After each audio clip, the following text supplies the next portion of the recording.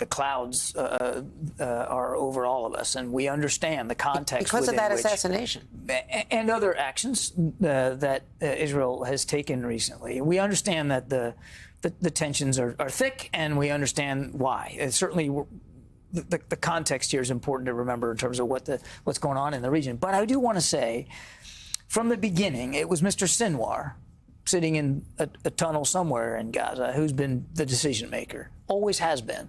And whether it's Mr. Haniya or some other Hamas political operative working with the mediators in Doha, the message still has to get back to him for him to approve or disapprove. So, in essence, the mechanism here, the discussions, the negotiations are going to follow a very similar sort of path and a similar process than they have in the past, with or without him. It was May 1st when the president announced a deal. And he announced that proposal, and he said that Israel was fully on board with it. In all that time since, Israel has not indicated support for this deal publicly. At least the prime minister hasn't. Well, they've admitted that it's their proposal. After the president laid out the framework, the Israeli government came and acknowledged that that was, in fact, their basic proposal. There has been back and forth in the weeks since the end of May when the president announced the proposal, and that's the way negotiations work. Amendments and both sides make changes. I'm not excusing anything. But what needs to happen in Doha right now, we've got to get some compromises made. There has to be some leadership shown. These gaps are narrow enough that they absolutely can and should be closed, and we want to work towards that. The president, the national security advisor, the secretary of state have been firing up the telephone lines, trying to get everyone to persuade Iran not to retaliate in a big way for Haniya's assassination. Is there any sign that Iran is listening? Well, I would tell you that in addition to the intense diplomacy, we've also moved a lot of military capability into the region in case there's attack. We don't want to see that outcome. I can't tell you what the supreme leader's thinking or what he's hearing and what may be impacting his decision calculus.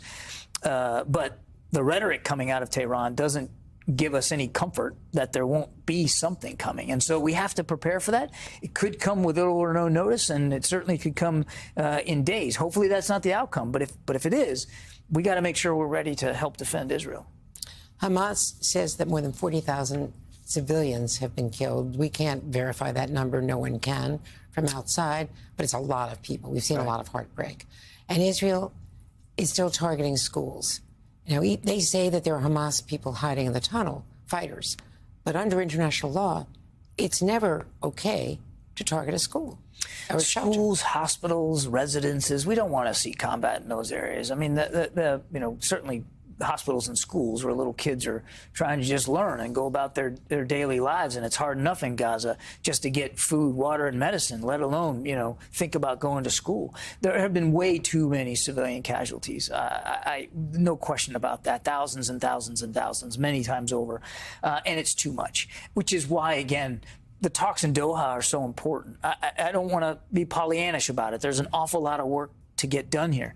But if we can get this deal in place and you get 6 weeks of a ceasefire, nobody's shooting at anybody for 6 weeks. You can get more humanitarian assistance in, and we can start to get to phase 2, which could actually get us to an end to this conflict, which is what the president's been working hard on. And finally, the National Security Council has worked tirelessly to get children, pediatric cancer patients, out through Kerem Shalom, out for treatment, potentially in the U.S., and there was success today. 11 children and their parents or guardians have come through. 7 others were inexplicably taken off the approved list by the Israelis, by this group, Kogat, yesterday, the last 24 hours for some reason. But tell us about the progress, and particularly the chief of staff of the NSC has been a hero on this. Mr. Curtis Reed, our chief of staff, he's been working this personally very, very, very hard. And, of course, Mr. Sullivan, the national security advisor, right there with him. 11 pediatric children they're now in Jordan and getting the care that they so desperately need. And it is such a good story. We've now worked with St. Jude's to get more than 170 children out of Gaza and to the medical care that they need around the world. It's a tremendous effort, but it is a team effort. And if Curtis was here, he would say the same thing. I mean, he's working hard, but he's got a team of folks that help him and support him, and he's working with, again, outside agencies, certainly the Israelis. St. Jude's Hospital just done heroic work here to get this done. And we're not going to stop. We know there's more little kids that need desperate medical care, and we're going to stay at that task. I've got to ask you about Ukraine with this first incursion into Russian territory. They say that they've got 74 villages now under their control. Yeah. Putin is embarrassed and furious.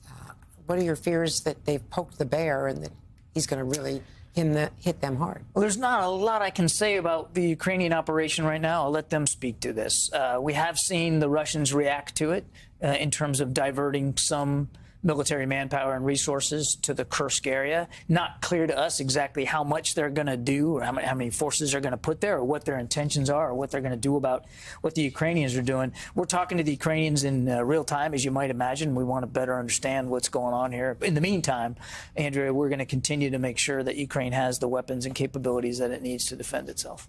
Cruise missiles?